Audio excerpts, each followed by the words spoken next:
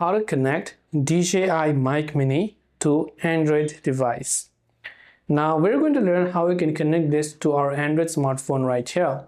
So what we do to connect is, first of all, make sure the transmitter along with the receiver is actually paired. You'll know it is paired if there is a constant green in one of the receiver icon or the transmitter icon there. Now if you do not know how to pair these two, I've already made a dedicated tutorial for that, for which I'll also make sure to drop a link in the description box below. Now making sure, we're just going to keep this aside. Maybe you can clip it onto your t-shirt or somewhere. Now this is the main thing we have to connect to. By default, you'll see this little pop-up, this kind of icon right there.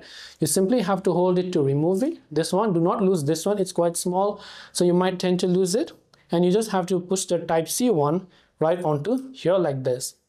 Once you lock the Type-C, making sure this is still paired to this, right? So if it is paired, as I said, there is a constant green.